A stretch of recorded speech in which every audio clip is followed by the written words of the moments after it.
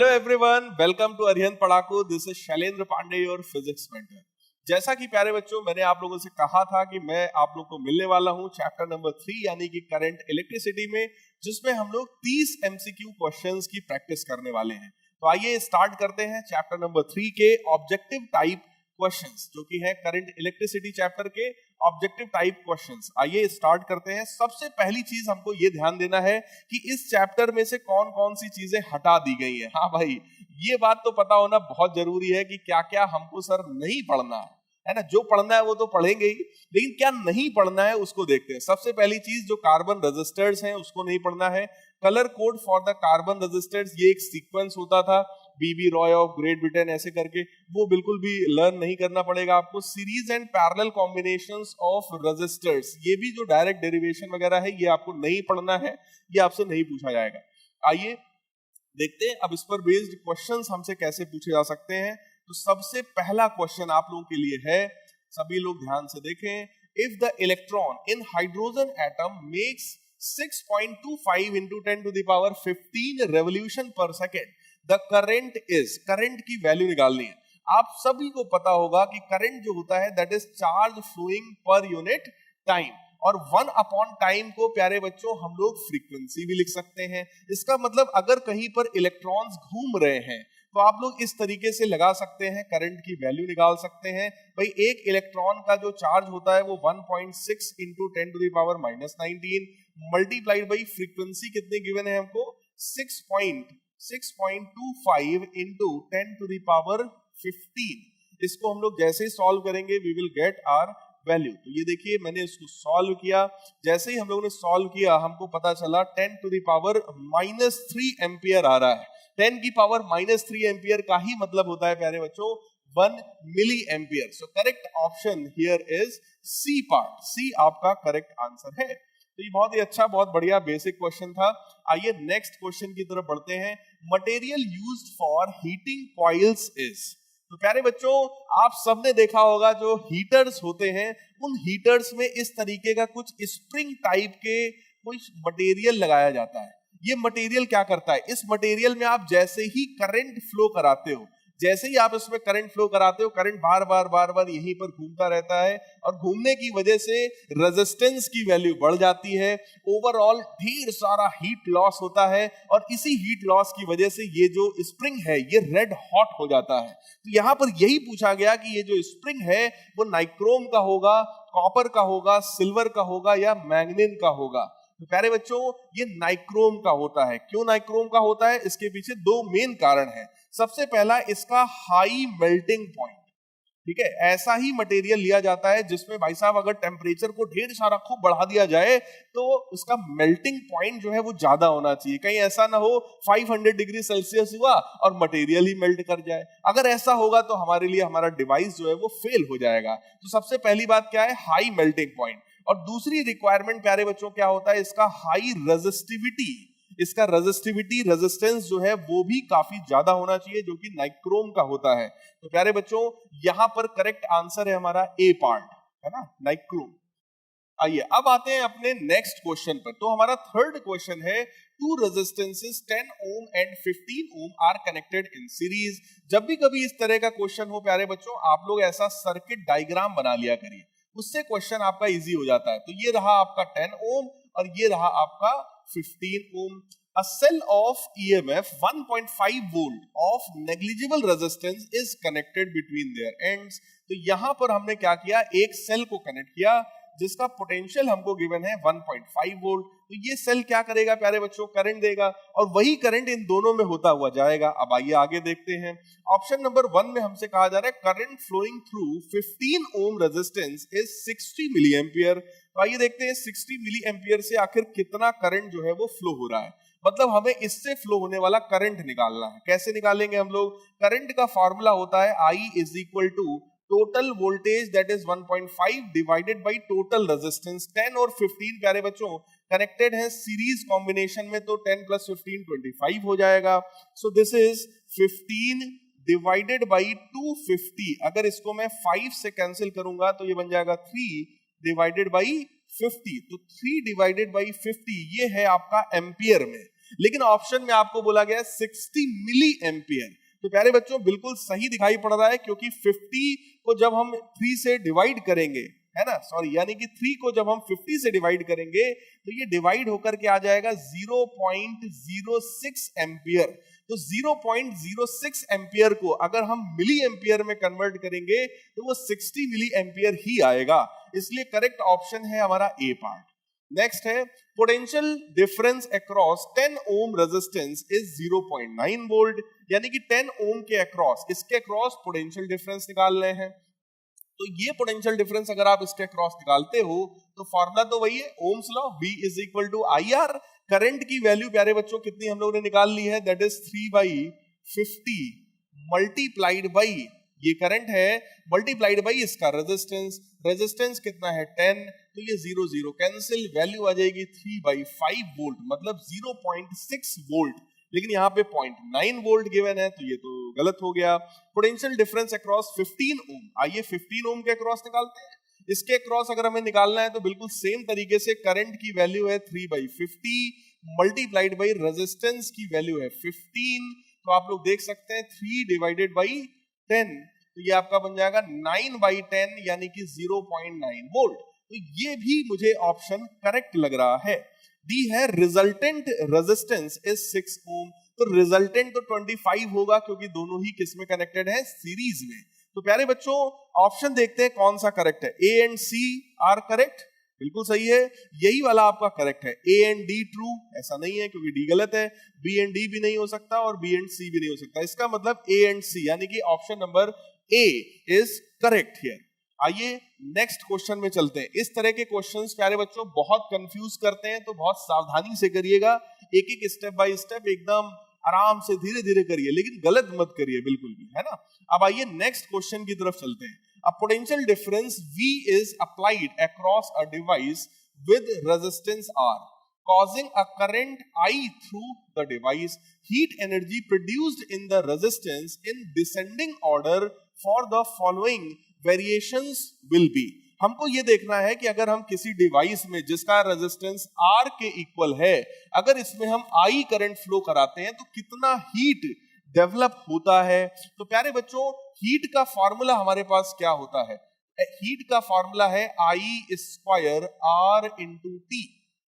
तो हम लोग को यही चीज देखना है, अगर हम V को डबल कर दें विद R अनचेंज्ड तब क्या होगा। तो आइए देखते हैं, V से रिलेटेड अगर आप फॉर्मूला देखोगे तो it is V² upon R into T, और करंट के साथ फॉर्मूला देखोगे तो V into I into T। ये फॉर्मूला है। हमसे क्या कहा जा रहा है कि रेजिस्टेंस को अनचेंज रखा लेकिन V को डबल कर दिया।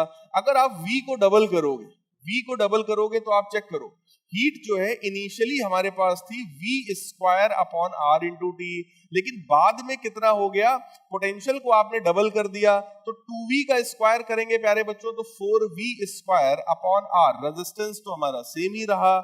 इसका मतलब ये जो हीट है ये हीट ओरिजिनल हीट का 4 गुना हो गया, इट इज 4 टाइम्स। तो यहां पर याद के लिए मैं सिर्फ 4 लिख ले रहा हूं, मतलब ये 4 टाइम्स हो गया। I is doubled with R unchanged। तो आइए देखते हैं, इस बार इस वाले फॉर्मूले को यूज करा रहे हैं, है ना, तो मैं इसको हटा दे रहा हूं, यहां पर लिखते हैं। देखिए ओरिजिनल फॉर्मूला ये हमारे पास, अब हमसे ये कहा गया इस बार करंट को डबल किया गया, रेजिस्टेंस सेम है। करंट को अगर आप डबल करोगे तो अगेन ये बन जाएगा 4I² R इंटू T। इसका मतलब ये भी जो हीट है वो 4 टाइम्स हो जाएगा। R is doubled with V unchanged, इस बार क्या है, V को चेंज नहीं किया लेकिन रेजिस्टेंस को डबल कर दिया। तो आइए देखते हैं, ओरिजिनल फार्मूला हमारे पास है H is equal to V² upon R into T, लेकिन इस बार हमसे क्वेश्चन में क्या बोला कि हम रेजिस्टेंस को डबल करेंगे, वोल्टेज में कोई चेंज नहीं करेंगे। जैसे ही आप इसको डबल करोगे प्यारे बच्चों आप देख सकते हो दिस विल बी H/2, इसका मतलब ये 1/2 टाइम्स हो गया हमारा। फिर R is doubled with I unchanged, R यानी कि रेजिस्टेंस को डबल किया लेकिन करंट में कोई चेंज नहीं किया। तो आइए देखते हैं, ओरिजिनल तो फॉर्मूला ये है लेकिन इस बार क्या किया, रेजिस्टेंस को डबल किया लेकिन करंट में कोई चेंज नहीं किया, तो करंट यही रहेगा, रेजिस्टेंस की वैल्यू 2R हो जाएगी टाइम्स T। तो आप देख सकते हो कि ये जो हीट है this is double of the original. अब आइए देखते हैं यहां पर हमें क्या पूछा गया है। हमसे कहा गया है हीट एनर्जी जो है वो डिसेंडिंग ऑर्डर में हमें बताना है। तो डिसेंडिंग ऑर्डर में देखिए हम लोग कैसे लिखेंगे। तो डिसेंडिंग ऑर्डर में लिखने के लिए हम लोग देख सकते हैं यहां पर सबसे ज्यादा है हमारे पास ए और बी में, देन डी में, देन सी में। तो देखिए यहां पर असेंडिंग ऑर्डर क्या है, ए बी डी सी। तो ए बी डी सी, ये देखिए ये हमारा करेक्ट आंसर है, ए बी डी सी, है ना। तो ये हमारा एग्जैक्टली करेक्ट आंसर हो गया। हालांकि ये भी एक ऑप्शन है जिसमें क्योंकि ए और बी में दोनों वैल्यूज सेम है तो यहाँ डिसेंडिंग नहीं है, ये भी हो सकता था। बट सी और डी में तो मामला क्लियर है कि सर इसका ज्यादा है और इसका कम है। तो कहने का मतलब A B D C, this is the correct answer. तो देखिए सेकंड जो है हमारा, यही हमारा करेक्ट आंसर है। इस तरह के क्वेश्चंस बहुत कंफ्यूज करते हैं, तो आप सभी लोग सारे फार्मूले को बहुत ध्यान से अप्लाई करिएगा, है ना। आइए अगले क्वेश्चन की तरफ बढ़ते हैं प्यारे बच्चों। नेक्स्ट क्वेश्चन है हमारा क्वेश्चन नंबर 5। क्वेश्चन नंबर 5 बहुत इंटरेस्टिंग दिखाई पड़ रहा है।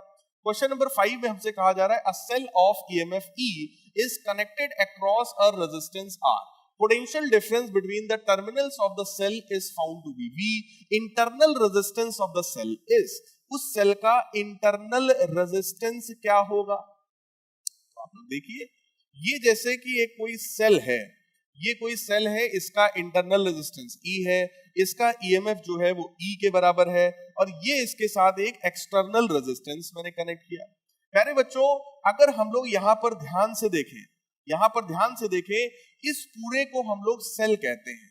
ये सेल में से आई करंट निकलेगा और वो आई करंट दोनों में होता हुआ जाएगा इस तरीके से। तो अगर आप आई करंट की वैल्यू निकालते हो, आप इस करंट की अगर वैल्यू निकालते हो तो वो वैल्यू आने वाली है E upon R plus R, यानी कि total EMF upon total resistance. तो वो total resistance R plus R होगा, क्योंकि ये वाला R और ये वाला R किस कॉम्बिनेशन में है, सीरीज कॉम्बिनेशन में। करंट की वैल्यू मिल गई, लेकिन हमसे बोला गया इंटरनल रेजिस्टेंस कितना होगा। तो प्यारे बच्चों अगर कोई सेल करंट दे रहा है तो आप सबने पढ़ रखा है, वहां पर फार्मूला होता है V is equal to E minus I R. यही फार्मूला हम लोग सिंपली अप्लाई कर देंगे। हम लोग बोलेंगे V is equal to E minus current की वैल्यू हमारे पास है E upon R plus R times small r। तो आप सब लोग देखिए V times capital R plus small r is equal to E times capital R plus small r minus E times small r। यहां पर बहुत ध्यान से देखिएगा, इसके साथ ये वाला टर्म हो जाएगा कैंसिल। निकालना है हमको स्मॉल r की वैल्यू, तो आइए देखते हैं वैल्यू हम कैसे निकालेंगे यहां पर। तो ये बन जाएगा VR plus V small r is equal to E capital R। तो हम लोग लिखेंगे V small r is equal to E capital R minus V capital R। इसको मैं इधर भेज दूंगा, जैसे ही भेजूंगा स्मॉल r की देखिए एक वैल्यू हमारे पास आ गई E minus V times capital R divided by V। तो आइए देखते हैं यहाँ पर कौन सा ऐसा ऑप्शन है जो कुछ इस तरीके का दिखाई पड़ रहा हो। तो ये मुझे तो एग्जैक्ट आंसर ये वाला दिखाई पड़ रहा है, E minus V upon V times R। ये देखिए इसका मतलब इंटरनल रेजिस्टेंस की करेक्ट वैल्यू कौन सा है, C ऑप्शन है। सो this is the exact solution for this question. तो आइए देखिए ये मैंने पूरा आप लोगों के लिए लिख दिया है ताकि आपको कहीं कोई कंफ्यूजन ना हो, एक एक स्टेप बाय स्टेप। आइए नेक्स्ट क्वेश्चन पर चलते हैं प्यारे बच्चों। अगला क्वेश्चन है हमारा, in the following diagram the potential difference across 6 volt cell is. ये देखिए ये सेल है प्यारे बच्चों, इसके अक्रॉस हमको पोटेंशियल डिफरेंस बताना है। तो एक बात ध्यान से समझना, ये जो आपको 6 वोल्ट गिवन है ये इस सेल का ईएमएफ है, और ये जो 2 ओम बगल में लिखा है ना, ये इसका प्यारे बच्चों इंटरनल रेजिस्टेंस है। सिमिलरली यहां पर इंटरनल रेजिस्टेंस कितना है, 3 ओम। हालांकि ये रेजिस्टेंस का साइन नहीं बनाया गया, आपको क्वेश्चन में बना के नहीं दिया गया, लेकिन प्यारे बच्चों अगर लिखा हुआ है 2 ओम 3 ओम तो ये अंडरस्टूड है कि ये उसका इंटरनल रेजिस्टेंस है। अब आपसे कहा जा रहा है पोटेंशियल डिफरेंस हमें बताना है, वो भी इस वाले सेल के अक्रॉस। प्यारे बच्चों बहुत ही बढ़िया, बहुत ही कॉन्सेप्चुअल क्वेश्चन है। देखो यहां पर ये 12 वोल्ट का सेल है, ये 6 वोल्ट का है, तो 12 वोल्ट वाला सेल करंट देगा क्योंकि पावरफुल बैटरी है। ये बैटरी करंट देगी, इसका मतलब ये वाली बैटरी डिस्चार्ज हो रही है प्यारे बच्चों, लेकिन ये वाली जो बैटरी है वो करंट को एक्सेप्ट करेगी, है ना। ये क्या करेगा, ये करंट को एक्सेप्ट करेगा, मतलब इसका क्या हो रहा है, ये चार्ज हो रहा है, इस वाले सेल की चार्जिंग हो रही है प्यारे बच्चों।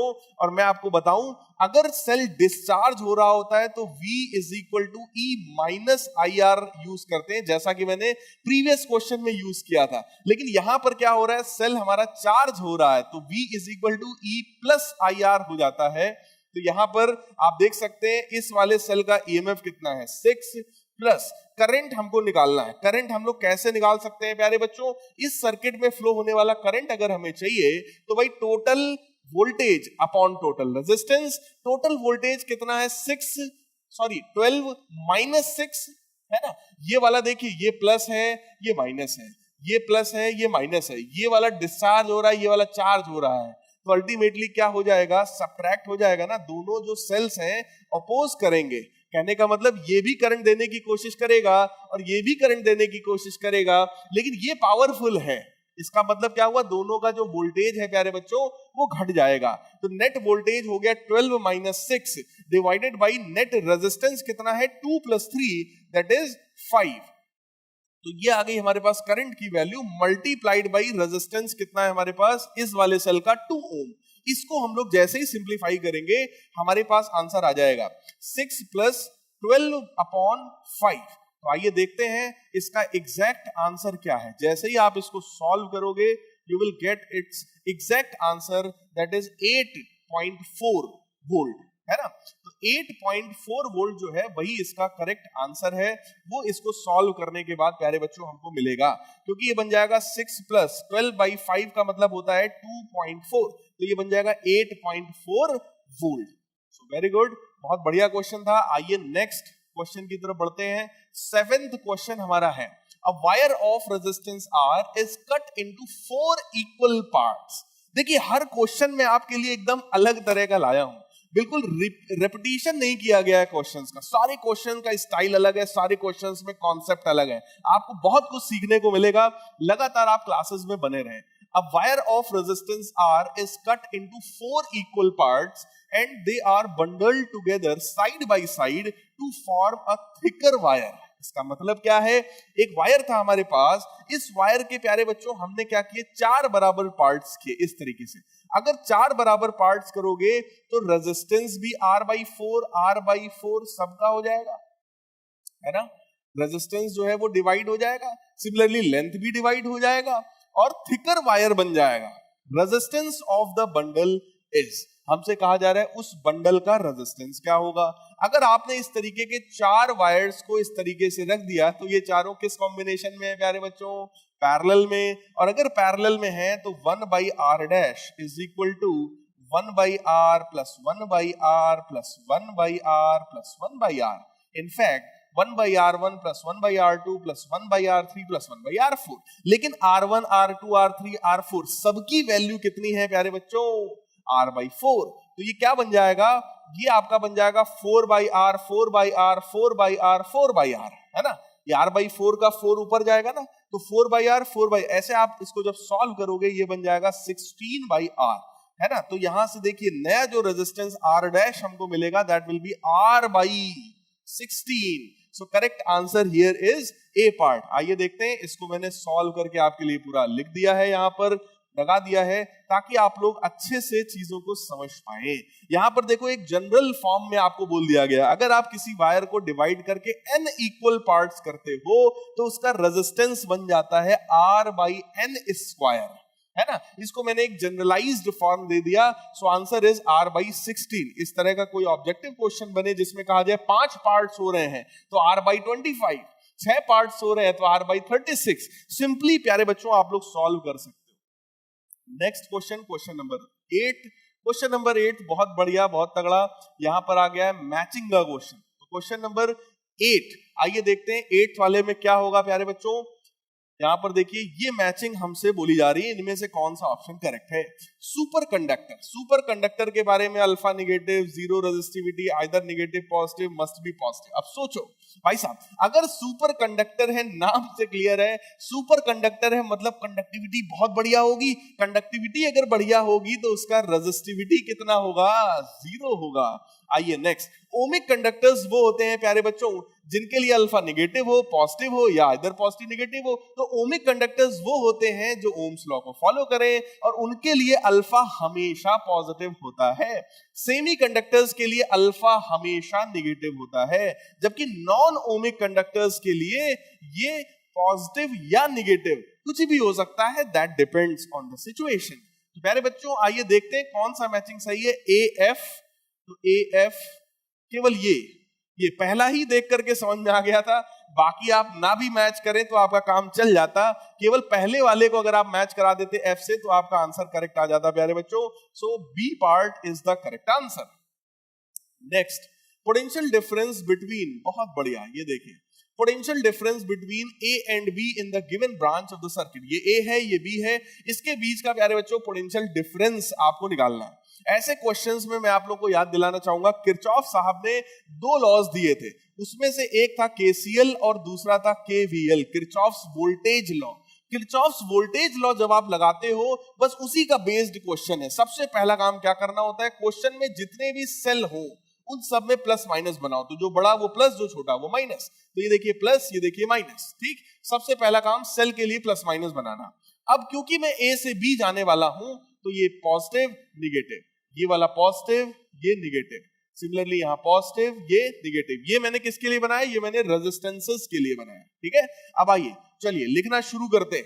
ए पॉइंट का पोटेंशियल प्यारे बच्चों कितना है, वीए। यहां पे हम लोग पहुंचे नेगेटिव साइन पे, तो माइनस का करंट हमको पता है 2 एम्पियर, सो आई आर यानी कि 1 into 2।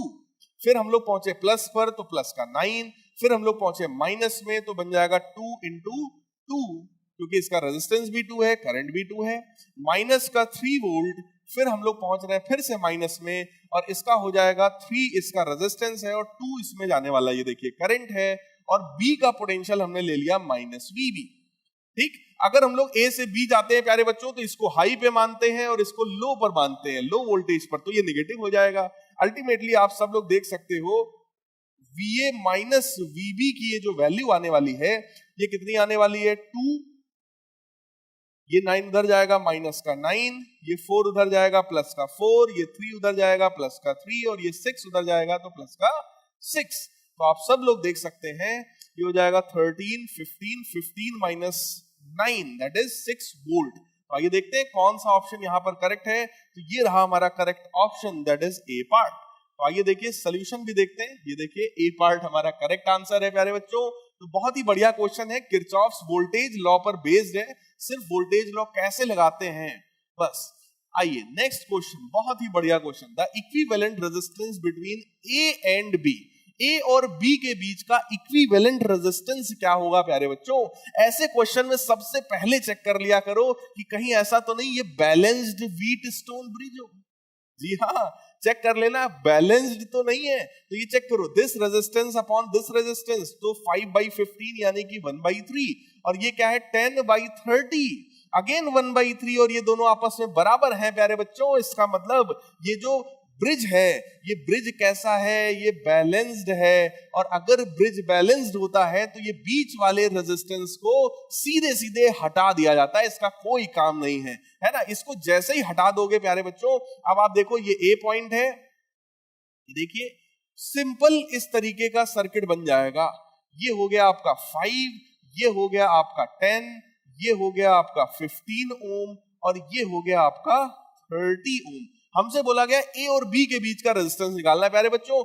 ये दोनों सीरीज में हो जाएगा, 5 और 10 का सीरीज कितना होता है 15, और ये 15 और 30 भी सीरीज में हो जाएगा, इसका हो जाएगा 45। तो ये 15 और ये 45 दोनों किस में है, पैरेलल में है। तो जैसे ही आप इसको सॉल्व करेंगे प्यारे बच्चों, ये देखिए 15 और 45 का पैरेलल आप सॉल्व करेंगे, आंसर आएगा 11.25, है ना। बहुत ही सिंपल सा क्वेश्चन है, लेकिन छोटे से कॉन्सेप्ट पर बेस्ड है। जिसको ये चीज नहीं पता होगी वो इसमें उलझा रह जाएगा, और अल्टीमेटली जो क्वेश्चन है हमारा वो सॉल्व नहीं हो पाएगा। आइए नेक्स्ट क्वेश्चन की तरफ बढ़ते हैं। अगला क्वेश्चन फिर से बहुत तगड़ा मैचिंग का क्वेश्चन आ गया है। ये देखिए अगले क्वेश्चन में हमसे क्या कहा जा रहा है, रेजिस्टिविटी, कंडक्टिविटी, ईएमएफ, कंडक्टेंस, और फिर इधर हमको कुछ यूनिट्स की बात दी गई है, कुछ यूनिट्स हमको गिवन है प्यारे बच्चों। आइए देखते हैं ये कौन से ऑप्शंस के साथ मैच करेगा। तो रेजिस्टिविटी का यूनिट इनमें से क्या होता है? तो प्यारे बच्चों हम सबको पता है R is equal to rho L by A। यहां से रो जो होता है that is R A by L। तो ये देखो रेजिस्टेंस का यूनिट क्या हो जाएगा? ओम। एरिया का हो जाएगा मीटर स्क्वायर, अपॉन लेंथ का हो जाएगा मीटर। मीटर से मीटर कैंसिल, यानी कि रेजिस्टिविटी का यूनिट क्या हो गया? ओम मीटर। तो ये देखिए ओम मीटर। अब आया हम लोग देखते हैं कंडक्टिविटी का। वैसे तो मुझे आंसर दिख गया क्योंकि ए वाला मैच किया जी के साथ। तो प्यारे बच्चों ए वाला जी के साथ सिर्फ और सिर्फ किस ऑप्शन में है? सी ऑप्शन में है। तो यहीं से आंसर दिख गया, लेकिन फिर भी हम लोग चेक करते हैं। कंडक्टिविटी जो होता है वो रेजिस्टिविटी का रेसिप्रोकल होता है, इसलिए ये देखिए ओम का इनवर्स जब आप करते हैं तो बन जाता है MHO, क्योंकि ये ओम का जस्ट उल्टा है।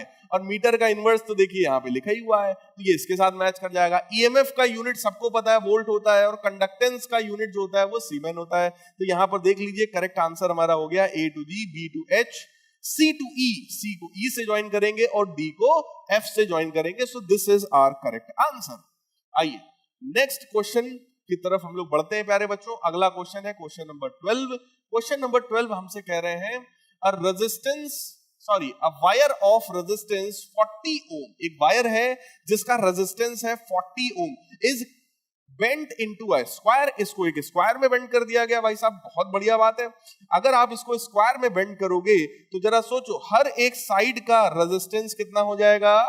10 ओम 10 ओम, है ना। स्क्वायर की साइड्स बराबर होती है इसलिए रेजिस्टेंसेस भी तो बराबर होंगे। 40 ओम टोटल था तो बेटा 10-10 ओम के 4 साइड्स ऐसे बन जाएंगे। Resistance between opposite corner is 20 ओम। कह रहे हैं अपोजिट कॉर्नर, यानी कि अगर मैं इस कॉर्नर A और इसके जस्ट अपोजिट किसी कॉर्नर B की अगर मैं बात करूं तो कह रहे हैं कि इसके अक्रॉस जो रेजिस्टेंस है उसकी वैल्यू 20 ओम है। आइए चेक करते हैं। देखो ये 10 और ये 10 प्यारे बच्चों ये दोनों किस कॉम्बिनेशन में है? ये दोनों सीरीज कॉम्बिनेशन में। 10 और 10 का सीरीज कितना आएगा? 20। सिमिलरली ये 10 और ये 10 ये भी 20। अब देखो ये 20 और ये 20 ये दोनों किस में है? पैरेलल में। बिल्कुल सही सोच रहे हैं आप, पैरेलल में है। 20 और 20 का पैरेलल जब प्यारे बच्चों सॉल्व करोगे तो जरा इमेजिन करो 1/20 प्लस 1/20 कितना आएगा? 2/20, है ना। That is equal to 1/r, और उसको उल्टा करो 20/2 यानी कि 10 ओम। लेकिन हमको तो गिवन है 20 ओम। इसका मतलब ये जो पहला ऑप्शन है भाई साहब ये तो बढ़िया नहीं लग रहा मुझे। Resistance between adjacent corners is 7.5 ओम। आइए चेक करते हैं। एडजेसेंट कॉर्नर का मतलब हो गया, इसको मैं C मान ले रहा हूं भाई। A और C के बीच का रेजिस्टेंस। अरे बच्चों फिर से सोचो, ये 10 और ये 10, इस बार ये तीनों ध्यान से देखना, ये तीनों इस बार किस कॉम्बिनेशन में हो गए? ये तीनों इस बार हो गए सीरीज में। 10 10 10 कितना हुआ? 30। और ये वाला जो 10 है वो उस 30 के साथ किसमें है? पैरेलल में है। जहां करंट डिवाइड हो जाए बस तुरंत समझ जाओ पैरेलल है। तो प्यारे बच्चों इसको अगर मैं सॉल्व करूंगा तो ये बन जाएगा 1/30 प्लस 1/10। इसको अगर मैं एलसीएम लूंगा तो 10 प्लस 30 डिवाइडेड बाई 300। तो रेजिस्टेंस की, ये तो 1/r है ना, रेजिस्टेंस की वैल्यू आ जाएगी 300 अपॉन 40। ये कैंसिल करेंगे, दिस विल बी 15/2। 15/2 यानी कि 7.5। तो ये ऑप्शन तो भाई बढ़िया है, सही है। Resistance between mid points of opposite side is 10 ओम। अब देखो बहुत बढ़िया क्वेश्चन। अब क्वेश्चन में बढ़िया मजा आना शुरू हुआ है। देखो यहां पर आपसे क्या कहा जा रहा है, इस चीज को समझने की बहुत ज्यादा जरूरत है। हमसे इस बार जो 2 पॉइंट्स बेटा गिवन है वो पॉइंट्स कौन से हैं? They are mid points of the opposite sides, है ना। यानी कि पहला पॉइंट ये है और इसके अपोजिट साइड ये है, तो दूसरा पॉइंट ये है बेटा। इस बार ये हमारा A है और ये हमारा B है। A और B इन 2 पॉइंट्स के बीच का रेजिस्टेंस चाहिए। जरा सोचना सब लोग, बेटा ये आधा है तो 5 ओम, ये पूरा है 10 ओम, और ये फिर से 5 ओम। 5 10 और 5 किस कॉम्बिनेशन में है? चेक करो। अगर यहां से करंट फ्लो कराओगे तो इन तीनों में तो सेम ही करंट जाएगा ना। इसका मतलब तीनों किसमें? सीरीज में। तो 5 + 10 + 5 यानी कि कितना 20। सिमिलरली इधर वाला 20 और 20 दोनों किसमें है पैरेलल में, सॉल्व करोगे आएगा 10। इसका मतलब ये वाला भी हमें सही लग रहा है। Resistance between mid point of the adjacent side is 15। तो आइए ऑप्शंस को भी देख लेते हैं। ऑप्शन में 2-2 दिए हैं या 3-3 ऑप्शंस दिए हैं। तो भाई देखो 2-2 दिए हैं ना। जब बेटा ऑब्जेक्टिव क्वेश्चन होता है तो जरूरी नहीं है कि अब ये आखिरी ऑप्शन बचा है तो मैं इसको भी नहीं, मैं सर मुझे आता है तो मैं करूंगा ही करूंगा, ऐसा नहीं होता है। ऑब्जेक्टिव क्वेश्चन अगर है तो थोड़ा सा आप ऑब्जेक्टिव अप्रोच लगा सकते हो। आइए देखते हैं बी और सी किस में करेक्ट है। बी और सी करेक्ट है हमारा ऑप्शन नंबर 3 में, इसलिए करेक्ट आंसर भी हो गया ऑप्शन नंबर 3। डी वाले को मुझे चेक करने की जरूरत ही नहीं पड़ी, है ना। और वैसे अगर करना ही होता तो हम लोग कर सकते थे। Mid point of the adjacent side, adjacent side मतलब एक साइड अगर ये है तो दूसरा पॉइंट प्यारे बच्चों ये हो जाता, मतलब इसमें बी हम इसको बोल रहे हैं। अब आप सोचो ये 5, ये 10, ये 10 और ये 5, मतलब कितना हुआ 10 10 20, 5 5 30 हो गया। ये 5 और ये 5 हो गया 10। 10 और 30 आपस में किसमें होते पैरेलल में, और सॉल्व करते तो हम 7.5 आ जाता, 15 थोड़ी ना आएगा। इसका मतलब करेक्ट आंसर हमारा सी पार्ट ही है, जो कि हम वेरीफाई भी कर चुके हैं। अब आइए 13th क्वेश्चन, बहुत ही बढ़िया क्वेश्चन। इसमें कहा जा रहा है a letter A is constructed of a uniform wire with resistance 1 ohm per centimetre. अच्छा, ए लेटर को बनाया गया है, रेजिस्टेंस है 1 ohm per centimetre. The sides of the letter are 20 centimetre and cross piece in the middle is 10 centimetre long. Apex angle is 60 degree. Resistance between the ends of the legs is close to. बहुत ही बढ़िया question. आइए पहले इस question को draw करते हैं, वरना तो देख करके ही खतरनाक लग रहा होगा भाई साहब कुछ लोगों को। तो ये देखो ए, हाँ ए देखो, सिंपल ए बनाया है और कुछ नहीं किया बेटा, ठीक है। लेट अस सपोज ये हमारा पहला एंड है जिसका नाम है पी, और ये हमारा दूसरा एंड है जिसका नाम है क्यू। अब देखो हमसे क्या बोला गया, रेजिस्टेंस कितना है 1 ohm per centimetre. Side of the letter are 20 centimetre and cross piece जो है वो 10 सेंटीमीटर। इसका मतलब ये 10 सेंटीमीटर का है। अगर ये 10 सेंटीमीटर का है तो इसका रेजिस्टेंस कितना होगा 1 ओम पर सेंटीमीटर है बेटा। 1 सेंटीमीटर का रेजिस्टेंस है 1 ओम, तो बेटा 10 सेंटीमीटर का कितना हो जाएगा 10 ओम। सिमिलरली आपको बोला गया ये जो दोनों साइड्स हैं, ये जो दोनों साइड्स हैं, ये दोनों साइड कितने की हैं 20 सेंटीमीटर। इसका मतलब इस पूरे का कितना हो गया 20 ओम, तो ये पूरे का हो गया 20 ओम। सिमिलरली ये पूरे का भी हो गया 20 ओम। इतने का 20 ओम, इसका भी हो गया हमारा 20 ओम। अब हमसे बोला गया P और Q के बीच का इक्विवेलेंट रेजिस्टेंस हमें बताना है। तो प्यारे बच्चों सभी लोग बहुत ध्यान से देखेंगे, सब लोग ध्यान से देखो भाई। अगर ये टोटल 20 है तो ये 10 होगा, ये भी 10 होगा। अब सोचो ये 10 और ये 10, ये दोनों किस कॉम्बिनेशन में है बेटा, ये दोनों, ये 10 और ये 10, ये दोनों किसमें है सीरीज में। 10 और 10 का सीरीज कितना हो जाएगा 20। वो 20 इस वाले 10 के साथ किसमें है पैरेलल में। तो 20 और 10 का पैरेलल बेटा जब सॉल्व करोगे तो कितना आ जाएगा 20 into 10 अपॉन 20 + 10। ये कौन सा फॉर्मूला है sir 1/r = 1/r1 + 1/r2। LCM ले लो तो क्या आएगा r1 r2 upon r1 + r2। So this is what? This is 200 divided by 30, 0 0 cancel हुआ। 20/3 आ गया बेटा, 20/3 आ गया इस पूरे का 20/3, है ना। उस 20/3 के साथ ये वाला 10 ओम और ये वाला 10 ओम किसमें है जरा सोचो, सब लोग सोचो। ये 10 ओम इस पूरे का कितना वैल्यू है 20/3, और ये भी कितना है 10। तो जरा सोचो 10 + 20/3 + 10 सीरीज में। सिंपल, जैसे ही आप इसको सॉल्व करेंगे प्यारे बच्चों आप सब लोग देख सकते हैं ये आंसर कितना आने वाला है 10 10 20 20 + 20/3 की जो वैल्यू है वो 6.666 ऐसे आएगी। तो 6.67 आप लिख सकते हो, अल्टीमेटली 26 पॉइंट समथिंग आएगा। तो 26 पॉइंट समथिंग तो केवल और केवल सी पार्ट है। So correct answer is C part. इस तरीके से आप इस क्वेश्चन को सॉल्व कर सकते हो। बहुत बढ़िया क्वेश्चन था। आइए नेक्स्ट क्वेश्चन, बहुत बढ़िया, बहुत ही फंडामेंटल क्वेश्चन। कहा जा रहा है if n, e, tau and m are representing electron density, charge, relaxation time, mass of the electron respectively, then resistance of the wire of the length L and cross sectional area A is given by, ultimately आपको resistance की बात कर रहे हैं, वो भी N, E, tau और M इन सब फंडामेंटल टर्म्स में। कैसे निकालेंगे? तो देखो प्यारे बच्चों, हम सबको पता है कि जब ढेर सारे इलेक्ट्रॉन्स इलेक्ट्रिक फील्ड के अफेक्ट में आकर के मूव करते हैं तो एक कॉन्सेप्ट आता है ड्रिफ्ट स्पीड का। उसी ड्रिफ्ट स्पीड का जो डेरिवेशन आपने किया होगा, जिसकी वैल्यू आई होगी E/m इनटू टाउ, जहां पर E क्या होता है इलेक्ट्रॉन का चार्ज, कैपिटल E क्या होता है इलेक्ट्रिक फील्ड, टाउ क्या है मीन रिलैक्सेशन टाइम और m क्या है मास ऑफ द इलेक्ट्रॉन। ये ड्रिफ्ट स्पीड है। एक आपने और रिलेशन पढ़ा है I = NEA/VD, मतलब आपने क्या पढ़ा है, आपने करंट और ड्रिफ्ट स्पीड के बीच का रिलेशन पढ़ा है। अगर ये इक्वेशन 1 है और ये वाला इक्वेशन 2 है, प्यारे बच्चों इसी ड्रिफ्ट स्पीड की वैल्यू बस आप यहां पर रखो। जैसे ही आप रखोगे I = NEA और ड्रिफ्ट स्पीड की वैल्यू आ जाएगी E/m इनटू टाउ। तो आप लोग देखिए क्या बन जाएगा, NE² A E tau upon m, ये वैल्यू आ गई हमारे पास करंट की। अच्छा भाई, लेकिन ये तो कुछ है नहीं, यहाँ पर हमको निकालना क्या है, रेजिस्टेंस निकालना है। आइए देखते हैं कैसे निकालेंगे।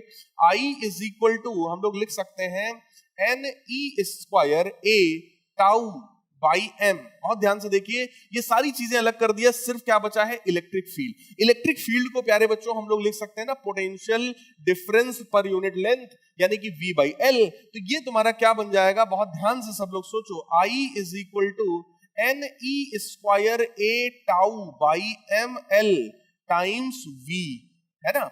ये क्या है, ये सभी लोग अगर ध्यान से देखो तो ये पोटेंशियल डिफरेंस और करंट के बीच का रिलेशन है, जो कि क्या होता है I = V/R। इसका मतलब ये जो कुछ भी लिखा है ये 1/R है, और अगर ये 1/R है तो R कितना होगा, इसका उल्टा, इसका जस्ट उल्टा। तो क्या बन जाएगा mL upon NE² A into tau. तो ये क्या बन जाएगा, ये वाला mL upon NE² A into tau.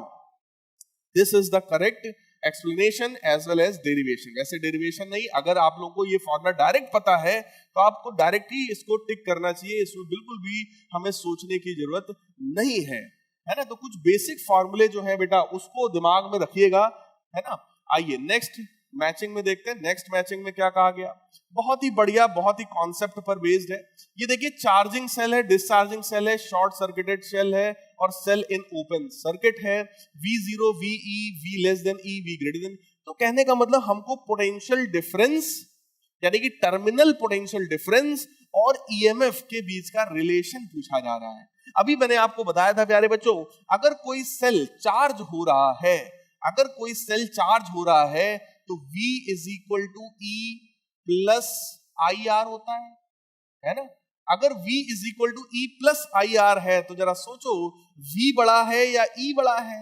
भाई ऐड कर रहे हो तो इसका मतलब V बड़ा हुआ, V बड़ा हुआ तो ये तो केवल H के साथ मैच हो रहा है। तो ये देखिए मुझे तो ऐसे ही आंसर दिख गया।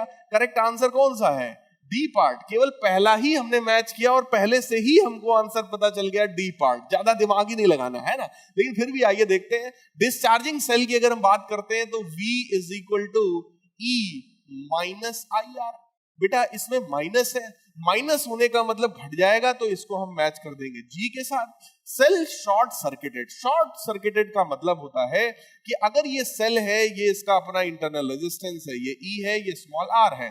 अगर मैं इसको एक कंडक्टिंग वायर से लाकर के जोड़ दूं, मतलब सेल के पॉजिटिव एंड को, पॉजिटिव टर्मिनल को मैं कंडक्टिंग वायर से नेगेटिव वाले टर्मिनल से जोड़ दूं, इस प्रोसेस को हम लोग बोलते हैं शॉर्ट सर्किट। ये क्या किया हमने, ये हमने सेल का शॉर्ट सर्किट कर दिया।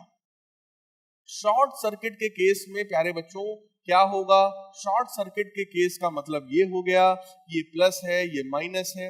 अगर इस तरीके से आप मान रहे हो कि इसने ऐसे करंट दिया तो ये करंट ऐसे घूम करके वापस जाएगा, तो ये प्लस ये माइनस। अल्टीमेटली आप यहां से देखो एक्सटर्नल रेजिस्टेंस है नहीं, तो टर्मिनल पोटेंशियल डिफरेंस जो होगा प्यारे बच्चों वो जीरो हो जाएगा। उसके जीरो होने का मतलब जो ईएमएफ है वो IR के बराबर हो जाएगा। तो फिलहाल V बराबर zero, this is the condition of short circuiting. क्योंकि पोटेंशियल डिफरेंस को तो आपने जीरो ही कर दिया ना, आपने कंडक्टिंग वायर से जोड़ दिया, मतलब A और B दोनों का पोटेंशियल क्या हो गया, सेम हो गया। इसका मतलब डेल्टा वी यानी कि पोटेंशियल डिफरेंस जो है वो जीरो हो गया। सेल को ओपन सर्किट करने का मतलब वी जो है वो ई के बराबर हो गया। मतलब ओपन सर्किट का मतलब सिंपल सेल है, इसमें कुछ भी कनेक्ट नहीं किया गया। ओपन सर्किट होने का ये भी मतलब होता है करंट जीरो, और अगर करंट जीरो है तो आप सबको पता है V is equal to E minus I R होता है। ये करंट ही जीरो अगर हो गया तो ये पूरा टर्म जीरो, ये टर्म अगर जीरो तो V बराबर E। तो सिंपल आप लोग देख सकते हैं मैचिंग। करेक्ट आंसर कौन सा है हमारे पास? B part. Next question, question number 16। Question number 16 देखो, बहुत बढ़िया क्वेश्चन है।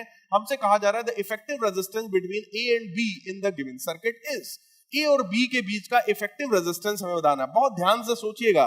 ये देखो 2 ओम 2 ओम 2 ओम, ऐसे क्वेश्चंस को बेटा इधर से नहीं करते हैं, इसको पीछे से सॉल्व करना शुरू करो। मतलब सर्किट को छोटा करते चले जाओ, है ना। तो क्या करना है? 2 ओम 2 ओम 2 ओम, ये तीनों किस कॉम्बिनेशन में? सब लोग सोचो भाई, ये तीनों किस कॉम्बिनेशन में? ये तीनों है सीरीज में। तो 2 + 2 + 2 यानी कि 6। वो 6 इस वाले 3 के साथ, जरा सोचो, ये 6 इन तीनों की जगह अब तो एक आ जाएगा ना 6। वो 6 इस वाले 3 के साथ किसमें है बेटा? पैरेलल में। 6 और 3 का पैरेलल सॉल्व करो जरा। R1 R2 upon R1 plus R2, इसका मतलब 3 into 6 यानी 18 अपॉन 3 + 6 यानी कि 9, 18 अपॉन 9 यानी कि 2। तो इसको भी सॉल्व करके कितना आ गया यहाँ पर? 2। यहाँ पर कितना आया? 2। ये 2 और ये 2 किसमें है? फिर से सेम बात सर, सीरीज में है। 2 + 2 + 2 6। वो 6 इस वाले 3 के साथ किसमें है? पैरेलल में। 6 और 3 का पैरेलल अभी आपने सॉल्व किया, कितना आता है? 2। वो 2, ये 2 और ये वाला 2, 2 ये 2 ये 2, ये तीनों किसमें है? सीरीज में। तो आंसर क्या हो गया? 6। So correct answer is 6 part. देखिए ओरली सॉल्व होता है, बिल्कुल इसमें कुछ भी मेहनत करने की जरूरत नहीं है, ओरली सॉल्व होगा। इसको आप जैसे ही आप इसको सिंपल करते चले जाओगे, फाइनली ये 2 और ये भी क्या बचेगा? 2 ओम बचेगा। ये देखो, ठीक। तो 2 2 2 क्या हो जाएगा? 6। So correct answer is 6 ohm. Next, उसी चीज को देखिए, मैंने यहाँ पे पूरे आपको सॉल्व करके बताया है। तो करेक्ट आंसर था हमारा डी पार्ट। अगला क्वेश्चन बहुत ही बढ़िया कॉन्सेप्ट पर बेस्ड क्वेश्चन है। अगले क्वेश्चन में देखो क्या कहा गया? 3 identical bulbs P, Q and R are connected to the battery as shown in the figure. देखो हमारे पास 3 बल्ब्स हैं, ये वाला P, Q और ये वाला R। ये बैटरी है, बैटरी अभी कनेक्टेड नहीं है, बैटरी का पॉजिटिव निगेटिव। हमसे कहा जा रहा है Q and R When the circuit is closed, जैसे ही आप इस सर्किट को क्लोज करोगे, क्लोज करने का मतलब प्यारे बच्चों अब क्या होगा? करंट फ्लो होना शुरू कर देगा। जैसे ही करंट फ्लो होगा, अब देखिए Q and R will B brighter then P। कह रहे हैं Q और R जो है वो ज्यादा ब्राइटर होगा P के कंपैरिजन में। Q and R will be dimmer than P। All bulbs will be equally bright. Q and R will not shine at all.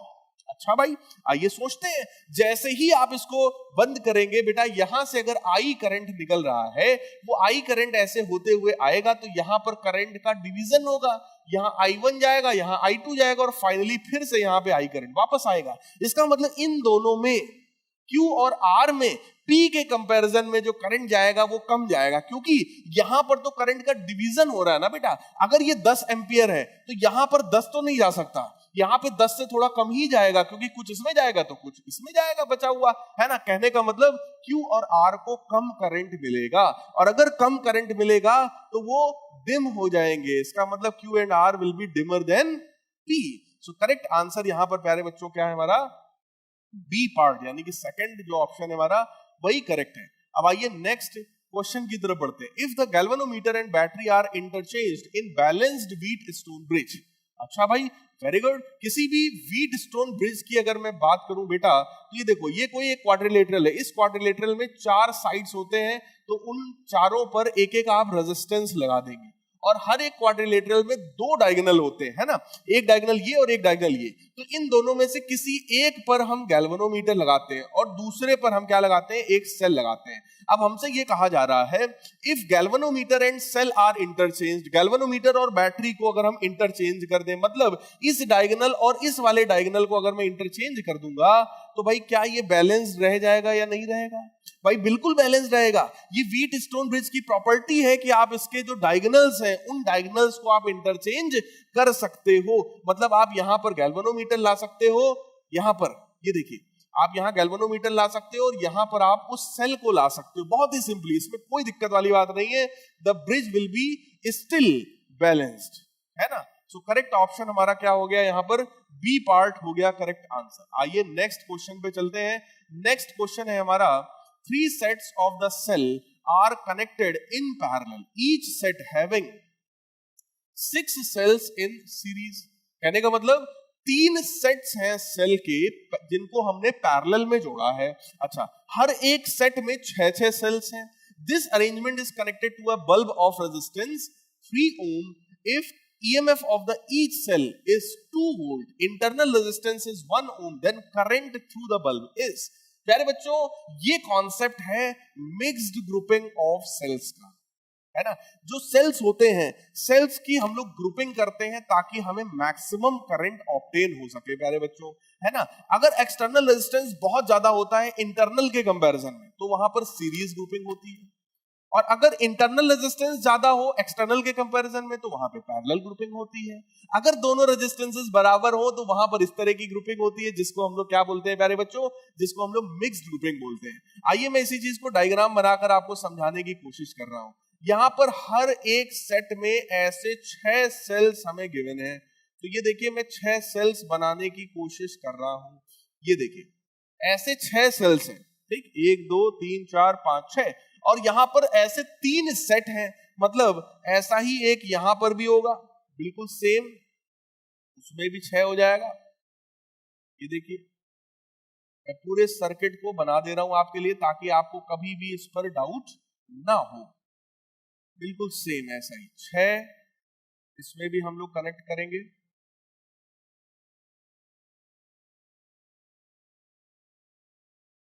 ये देखिए, और इसके साथ, इस पूरे कॉम्बिनेशन के साथ कहा गया है एक एक्सटर्नल रेजिस्टेंस को कनेक्ट किया गया है ना।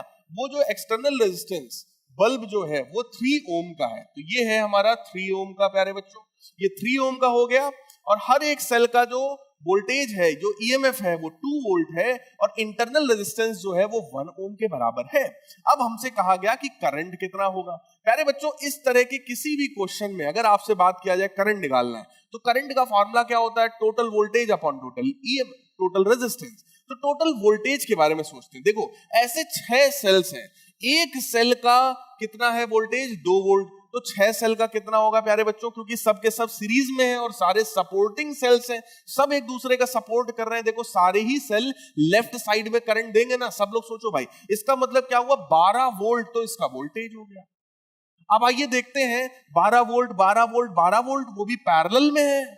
इसका मतलब पैरेलल में तो पोटेंशियल सेम होता है, इसका मतलब 12 ही लिखेंगे हम यहाँ पे, डिवाइडेड बाई। अब रेजिस्टेंस पर आ जाओ, रेजिस्टेंस के बारे में सोचो। इंटरनल रेजिस्टेंस है बेटा 1 ओम, 1 ओम 1 ओम 1 ओम 1 ओम 1 ओम 1 ओम। इसका मतलब 6 रेजिस्टेंसेस हैं 1 ओम के, जिनको सीरीज में जोड़ा गया। तो कितना हो जाएगा, 6।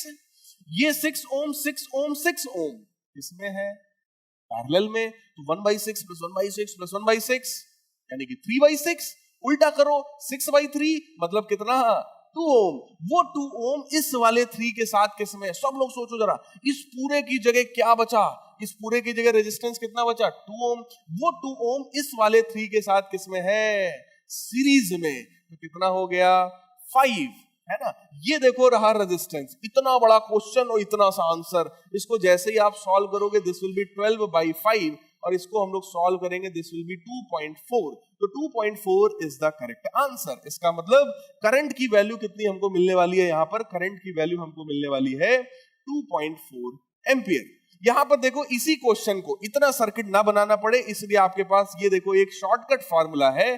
करंट की वैल्यू कितनी हो गई, MNE upon MR plus NR, जिसमें M क्या है, number of cells in a row, N क्या है, नंबर ऑफ रोज, है ना। सिंपल। आइए नेक्स्ट क्वेश्चन की तरफ बढ़ते हैं, क्वेश्चन नंबर 20। क्वेश्चन नंबर 20 हमसे कह रहा है, in a meter bridge experiment, when resistance in the gaps are interchanged, the balance point is shifted by 10 centimetre. कह रहे हैं कि अगर हम रेजिस्टेंसेस को अगर हम चेंज कर देते हैं, इंटरचेंज कर देते हैं, तो बैलेंस पॉइंट जो है वो 10 सेंटीमीटर शिफ्ट कर जाता है। The ratio of the resistance is. आइए देखते हैं, अगर हम लोग किसी भी मीटर ब्रिज की बात करें, तो मीटर ब्रिज का डायग्राम कुछ ऐसा होता है कि इसमें एक वायर होगा AB, इस पूरे वायर का लेंथ 100 सेंटीमीटर जनरली माना जाता है और यहां से एक गैल्वेनोमीटर कनेक्ट करके उसको हम नल पॉइंट ढूंढते हैं। ये लेंथ होता है L और ये वाला होता है 100 माइनस L। हमसे कहा जा रहा है कि अगर हम रेजिस्टेंसेस को इंटरचेंज कर दें, इसको मान लेते हैं R1 और इसको मान लेते हैं हम लोग R2। आइए देखते हैं क्या करेंगे। यहाँ पर सभी लोग बहुत ध्यान से देख लीजिए। हम लोग अगर इसको लिखते हैं तो ये क्या बन जाएगा आपका, ये आपका बन जाएगा R1 अपॉन R2 की वैल्यू बन जाएगी L अपॉन 100 माइनस L। ये हमारी पहली इक्वेशन है। फिर हमसे बोला गया कि if the gaps are interchanged, interchange का मतलब यहां पर R2 रख दें, यहां पर R1 रख दें, the balance point is shifted by 10 centimetre. इसका मतलब क्या हुआ, अगर यहां R2 आ गया बेटा तो R2 upon R1 is equal to L plus 10 upon ये बन जाएगा 100 minus L plus 10 unit shift हो जाएगा। बस इसी को सॉल्व करना है।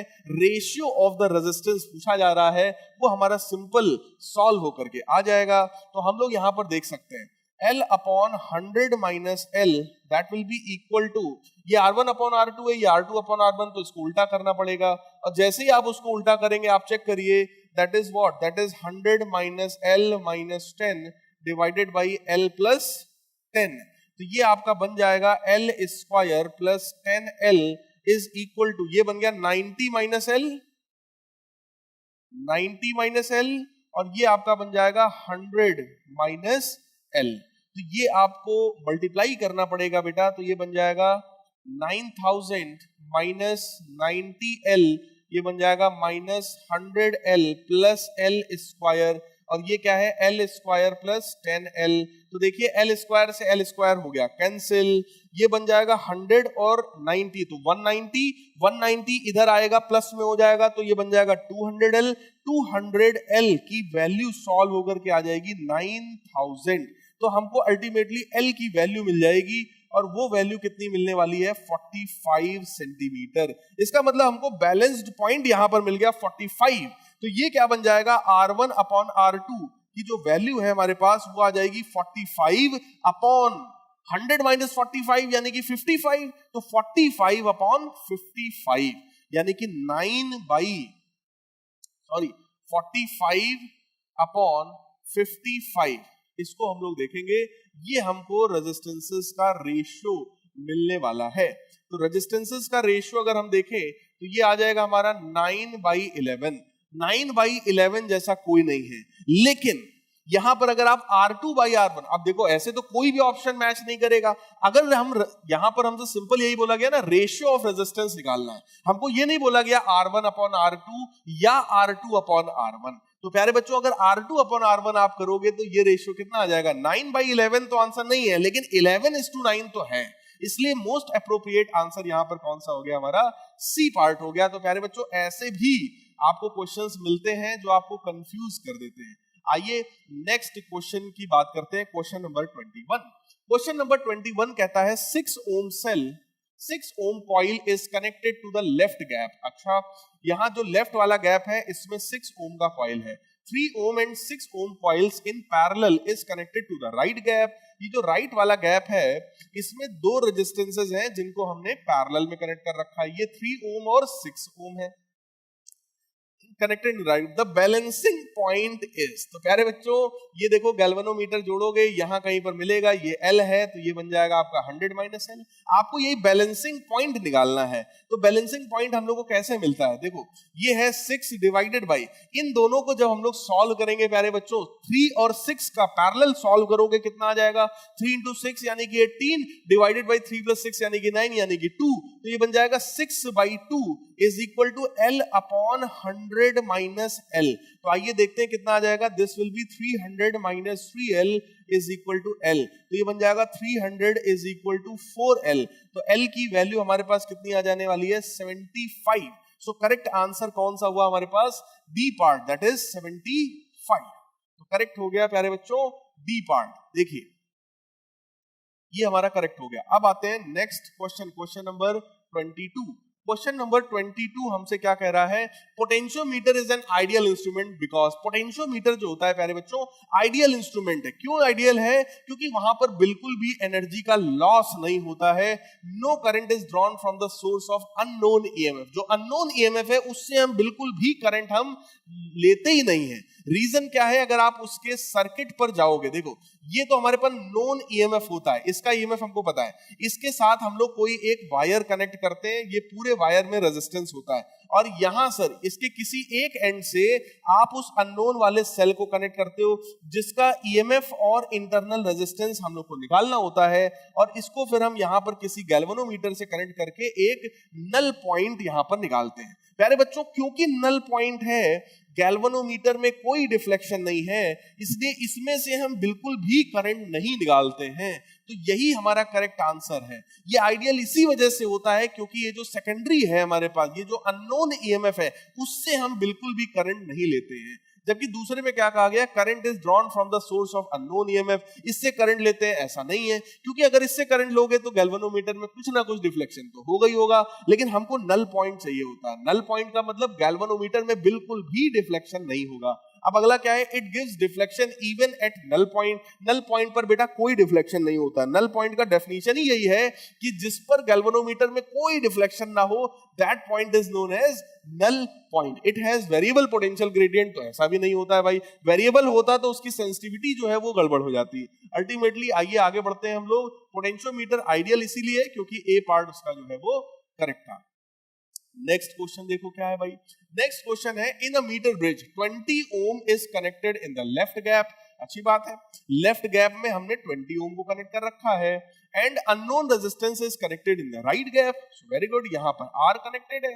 इस balancing length is found to be 40 centimetre. तो प्यारे बच्चों यहां पर हमको बैलेंसिंग लेंथ जो है, इस कंडीशन में जो बैलेंसिंग लेंथ है एल, वो एल लेंथ हमको गिवन है कितनी, 40 centimetre. Without changing the resistance in the right gap, 10 ohm is kept in the left gap। कह रहे हैं इसको बिना चेंज किए हुए यहां पे हमने 10 ओम रख दिया। कह रहे हैं बैलेंसिंग लेंथ विल बिकम। अच्छा, इस कंडीशन में आइए पहले देखते हैं। इस कंडीशन का मतलब हुआ 20 by R is equal to L upon 100 minus L, और उस बैलेंसिंग लेंथ की वैल्यू कितनी गिवन है क्वेश्चन में, 40। तो अगर मैं वैल्यू रख दूं तो ये बन जाएगा 40 डिवाइडेड बाई 100 माइनस 40 यानी कि 60। तो ये देखिए 0 0 कैंसिल हो जाएगा, ये इसके साथ कैंसिल होगा, ये आएगा 5, ये बन जाएगा आर की वैल्यू कितनी, 30 ओम। मतलब हमको ये रेजिस्टेंस मिल गया, और ये रेजिस्टेंस प्यारे बच्चों कितना हो गया है, ये रेजिस्टेंस हो गया है 30 ओम। अब देखिए क्या कहा जा रहा है, कह रहे हैं कि राइट वाले without changing the resistance of the right gap, इसको चेंज मत करो, 10 ohm is kept in the left gap. यहां पर जो 20 रखा था उसकी जगह अब कितना रखा गया, 10 ओम। कह रहे हैं नया बैलेंसिंग लेंथ बता दो, बहुत ही आसान, 10 by 30 is equal to L upon 100 minus L. देखो 10 by 30 is equal to L upon 100 minus L, ये 0 0 कैंसिल होगा, ये इधर जाएगा तो बन जाएगा 100 minus L is equal to 3l। ये एल उधर जाएगा बेटा, क्या बनेगा 4l। 100 is equal to 4l, तो एल की वैल्यू कितनी आ गई, 25 centimetre. So correct answer here is 25 centimetre. आइए देखते हैं भाई इसका आंसर क्या आता है। तो इसका आंसर हमारा सॉल्व होकर के आ गया 25 सेंटीमीटर। बहुत ही बढ़िया क्वेश्चन है। इस तरह के क्वेश्चंस आपसे बोर्ड एग्जामिनेशन में कहीं ना कहीं पूछे जाएंगे बेटा, इसलिए बहुत सावधानी से इन सारे कॉन्सेप्ट्स को आप लोग रिवाइज करिएगा। अब आते हैं नेक्स्ट क्वेश्चन। हाँ भाई, इस तरह का क्वेश्चन बहुत ज्यादा कंफ्यूज करता है। अगला क्वेश्चन है हमारा क्वेश्चन नंबर 24। क्वेश्चन नंबर 24 में देखिए क्या कहा गया। क्वेश्चन नंबर 24 में हमसे कहा गया, स्टेटमेंट 1 है, as temperature increases resistance of the conductor increases. जैसे जैसे टेम्परेचर बढ़ाएंगे रेजिस्टेंस बढ़ेगा। बिल्कुल सही बात है भाई, कंडक्टर की तो प्रॉपर्टी है ये, टेम्परेचर बढ़ाओगे तो उसकी इलेक्ट्रॉन्स की एनर्जी बढ़ेगी, एनर्जी बढ़ेगी तो सब रैंडमली इधर उधर भागेंगे, इधर उधर भागेंगे तो कोलिजन बढ़ेगा, और अगर कोलिजन बढ़ा तो ऐसे में क्या होगा, रेजिस्टेंस की वैल्यू तो बढ़नी तय है। तो बिल्कुल सही बात है। दूसरा स्टेटमेंट है, resistance of a conductor is dependent on length. ये भी बिल्कुल सही है, क्योंकि रेजिस्टेंस जो होता है that is directly proportional to length. ये तो आप लोग बचपन से पढ़ते चले आ रहे हो भाई, इसका मतलब दोनों ही स्टेटमेंट करेक्ट है। आइए देखते हैं। Statement 1 correct, statement 2 wrong. Statement 1 wrong, statement 2 correct. Both statements are correct, बिल्कुल सही है। यही सी वाला ऑप्शन ही आपका करेक्ट है, क्योंकि दोनों ही स्टेटमेंट हमारे सही है ना। आइए नेक्स्ट क्वेश्चन की तरफ बढ़ते हैं। नेक्स्ट क्वेश्चन हमारा, the conductivity of a super conductor in super conducting state. Super conducting state में उसकी कंडक्टिविटी कितनी होगी? तो भाई सीधी सी बात है, सुपर कंडक्टिंग स्टेट का मतलब क्या है उसको समझ लो बेटा। कुछ सब्सटेंस, ध्यान से समझिएगा, कुछ सब्सटेंसेस के अलॉयज और ऑक्साइड्स है ना, कुछ सब्सटेंसेस के अलॉयज और ऑक्साइड्स के पास ये खास नेचर होता है कि पहले तो वो बिल्कुल कंडक्टर की तरह बिहेव करते हैं। अगर हम लोग ग्राफ को चेक करें, हम लोग ग्राफ बना रहे हैं यहां पर टेम्परेचर और रेजिस्टिविटी का।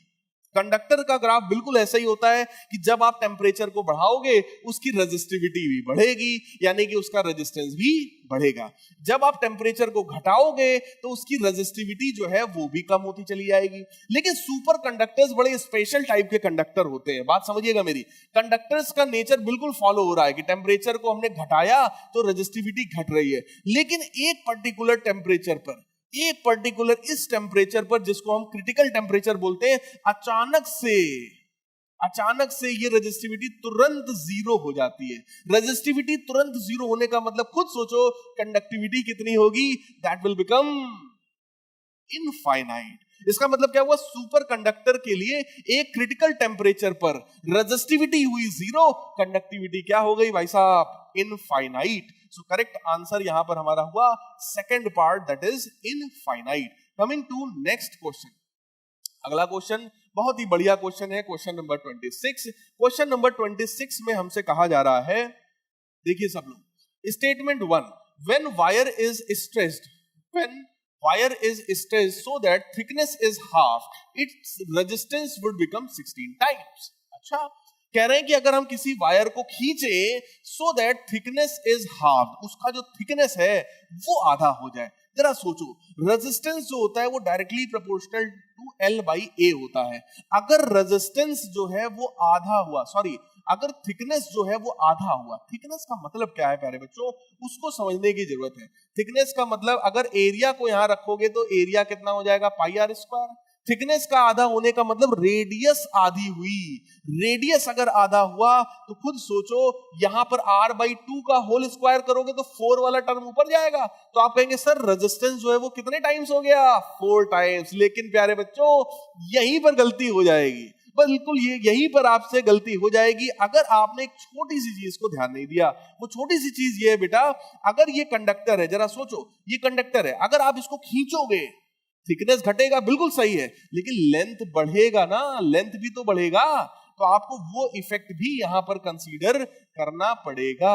इसका मतलब क्या हुआ, ये बिल्कुल सही स्टेटमेंट लिखा हुआ है, 4 गुना तो हुआ उसके रेडियस की वजह से, जो रेडियस आधा हुआ उसकी वजह से 4 टाइम्स हुआ, लेकिन लेंथ में भी तो इफेक्ट आ गया, लेंथ भी तो 4 गुना हो गया, तो इसका मतलब 4 into 4 16 टाइम्स। बिल्कुल करेक्ट है। Statement 2, algebraic sum of the changes of potential across the elements of a circuit in a closed loop is equal to 0। बिल्कुल सही बात है, ये algebraic sum of the voltage across the loop is 0।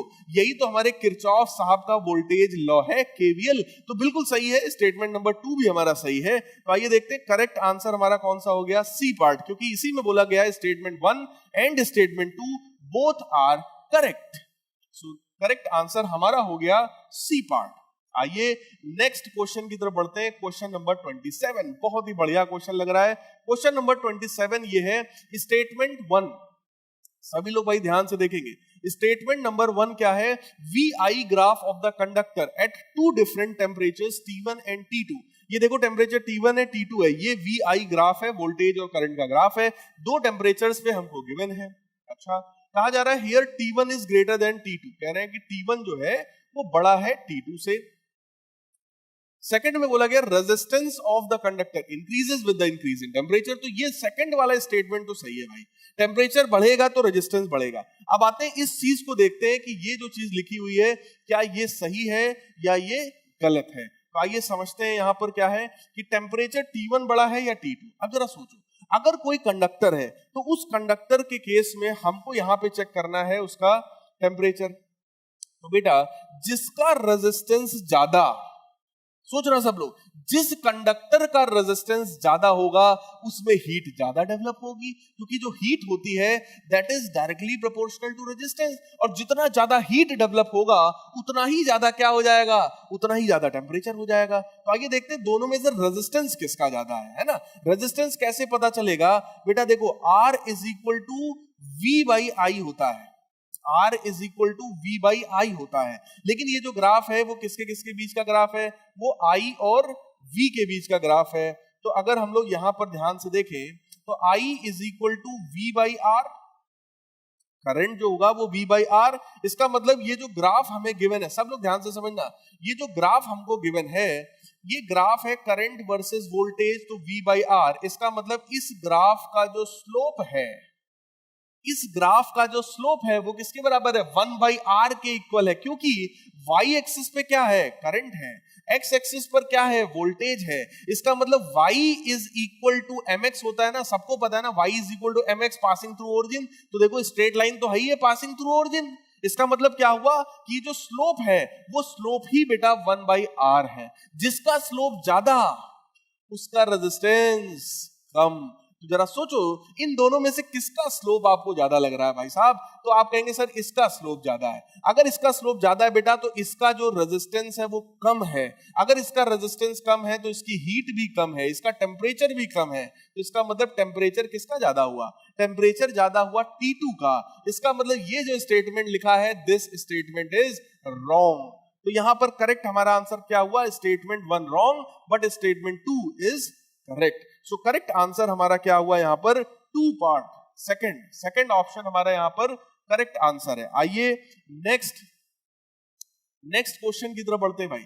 Next question है the following circuit, in the following circuit, statement 1 2 2 हमें दिए हुए हैं, सभी लोग बहुत ध्यान से जरा इस क्वेश्चन को पढ़ें। क्वेश्चन नंबर 28 हमसे कह रहा है resistance between A and B is 3R, कह रहे हैं A और B के बीच का जो रेजिस्टेंस है प्यारे बच्चों वो रेजिस्टेंस कितना है, 3R के बराबर है।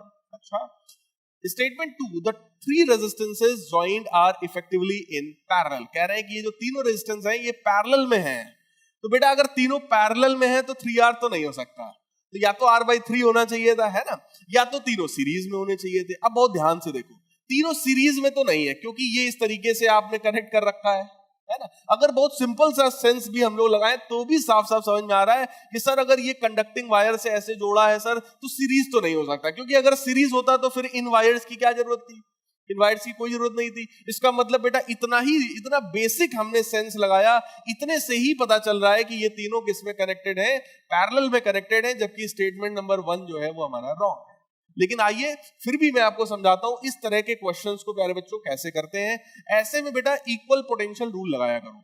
अगर ये ए पॉइंट है, देखो ए पॉइंट से जुड़े हुए जितने भी एंड्स होंगे उनका पोटेंशियल VA हो जाएगा, तो देखो ये VA हो गया। ऐसे ही यहां पर देखो तो इन दोनों का पोटेंशियल कितना हो गया, इसका भी VA और इसका भी पोटेंशियल VA।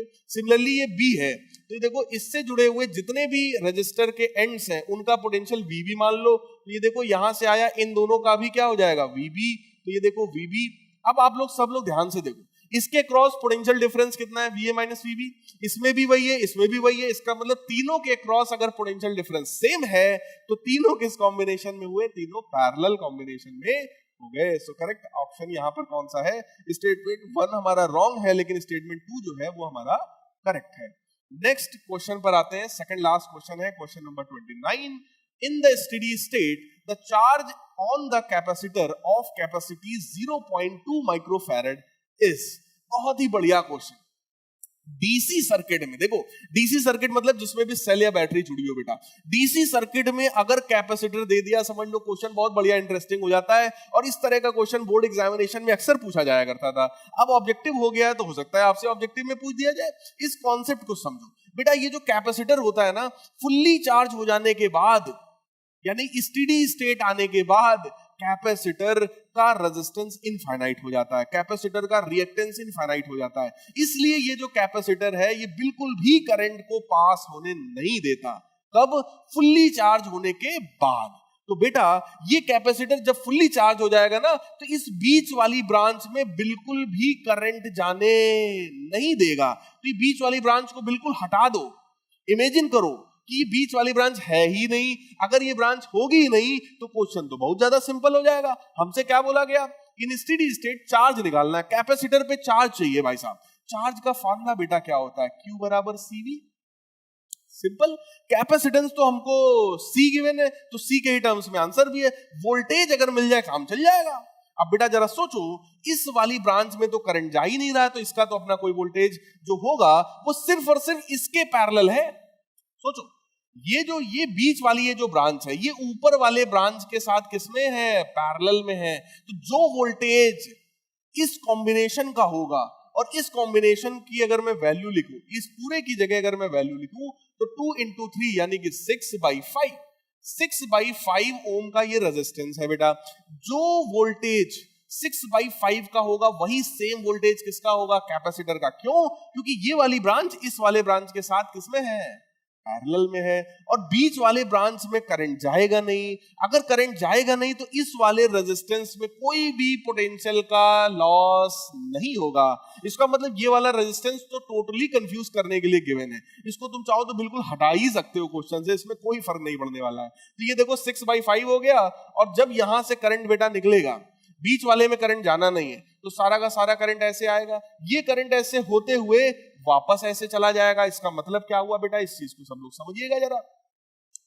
करंट की अगर मैं वैल्यू निकालूं तो वैल्यू कितनी हो जाएगी, 6 डिवाइडेड बाई 6/5 तो हो गया उसका वोल्टेज, सॉरी उसका रेजिस्टेंस, और उसके साथ ये 2.8 जो है ये हमारा किस कॉम्बिनेशन में है, सीरीज कॉम्बिनेशन में है। तो ये वैल्यू हो गई हमारे करंट की। ये करंट की वैल्यू है बेटा, ठीक है। इसको हम लोग क्या करेंगे, इसको हम लोग सिंप्लीफाई करेंगे, तो ये हमारा कितना आ जाएगा, ये 5 ऊपर जाएगा, बन जाएगा 30, ये बन जाएगा 6 प्लस 2.8 इंटू 5 यानी कि 14। तो ये हमारा बन जाएगा 30 डिवाइडेड बाई 20 यानी कि 1.5 एम्पियर। 1.5 एम्पियर का हमारे पास आ गया करंट। अब हमको करंट पता है, निकालना हमको इसका क्या है, वोल्टेज। इसका वोल्टेज कैसे मिलेगा, V is equal to I R. V is equal to I R अगर इसके लिए लगाओगे, इसका करंट कितना है बेटा 1.5, और इसका रेजिस्टेंस कितना है 6/5। इसको हम कैंसिल करेंगे, आएगा 0.3, ये आ जाएगा कितना 1.8। 6 इंटू 0.3 यानी कि 1.8 वोल्ट। 1.8 वोल्ट है इसने का पोटेंशियल।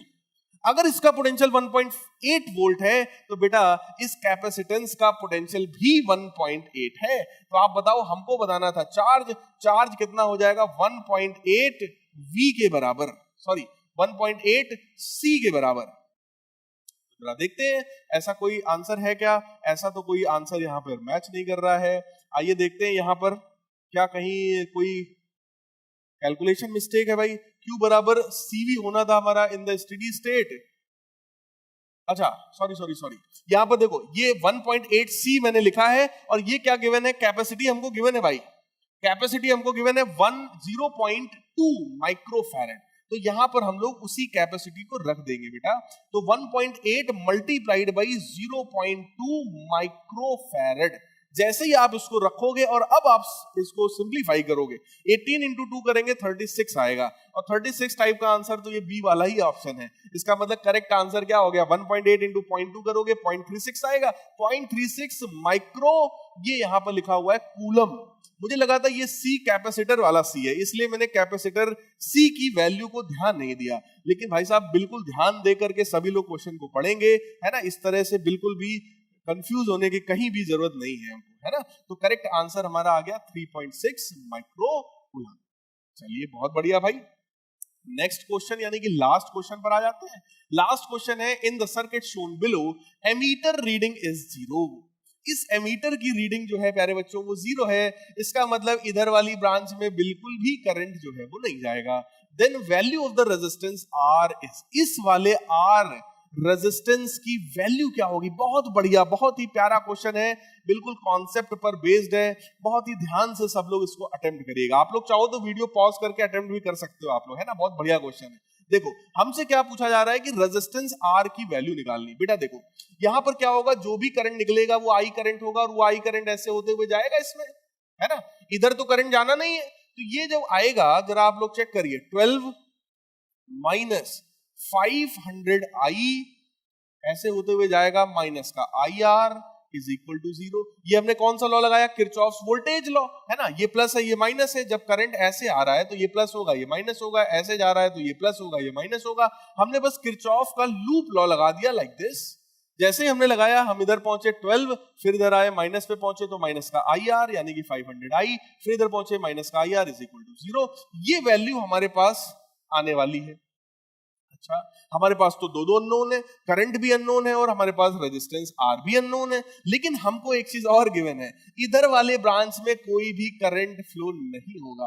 प्यारे बच्चों, अगर करंट फ्लो नहीं भी होगा तो भी ये 2 वोल्ट की बैटरी तो है, और ये 2 वोल्ट की जो बैटरी है वो इस वाले R के साथ किस कॉम्बिनेशन में है? सब लोग सोचो भाई। ये वाला 2 वोल्ट इस R के साथ पैरेलल कॉम्बिनेशन में है। अगर ये पैरेलल कॉम्बिनेशन में, इसका मतलब जो वोल्टेज जो इसका है वही इसका होगा। इसका मतलब IR ये जो लिखा है इसकी वैल्यू बेटा कितनी है? इसकी वैल्यू है 2 वोल्ट, है ना। ये वैल्यू 2 वोल्ट हो जाएगा तो 12 माइनस 2 यानी कि 10 इज इक्वल टू 500i। इसका मतलब करंट जो फ्लो होने वाला है वो 1/50 एम्पियर है। करंट 1/50, लेकिन हमसे पूछा गया था रेजिस्टेंस की वैल्यू। तो आइए इसी एक्सप्रेशन में अगर आप सिंपल करंट की वैल्यू को पुट कर दें तो देखो क्या बनेगा। 12 minus 500i divided by i that is equal to R। अगर मैं इस IR को उधर ले जाऊंगा और फाइनली I को नीचे भेजूंगा तो ये बन जाएगा। R हमको निकालना था तो कितना बन गया? 12 माइनस 500 इंटू 1/50 डिवाइडेड बाई 1/50। तो जरा सोचो, ये कैंसिल जब होगा बेटा तो ये आ जाएगा तुम्हारा 10। 12 माइनस 10 यानी कि 2, और ये 50 ऊपर जाएगा, 50 इंटू 2 यानी कि 100। इसका मतलब करेक्ट आंसर हमारा क्या हुआ? 100 ओम। तो प्यारे बच्चों, यहां पर आप लोग देख सकते हैं करेक्ट आंसर हमारा हो गया 100 ओम। तो इस तरह से प्यारे बच्चों मैंने आप लोगों को 30 क्वेश्चंस आपके इस चैप्टर के करवा दिए हैं। आप सभी लोग इस वीडियो के डिस्क्रिप्शन को जरूर चेक करिएगा। डिस्क्रिप्शन में आपको एक लिंक मिलेगा जिसमें इस चैप्टर से रिलेटेड केस स्टडीज वाले क्वेश्चंस मैंने दिए हैं भाई साहब। बिल्कुल उन क्वेश्चंस को प्रैक्टिस करिए। इस तरह के और भी ढेर सारे एमसीक्यूज की प्रैक्टिस करिए। मैं बिल्कुल आपके साथ बना रहूंगा नेक्स्ट चैप्टर में। तो मिलते हैं गाइस अपने नेक्स्ट वीडियो में। तब तक के लिए गुड बाय, टेक केयर।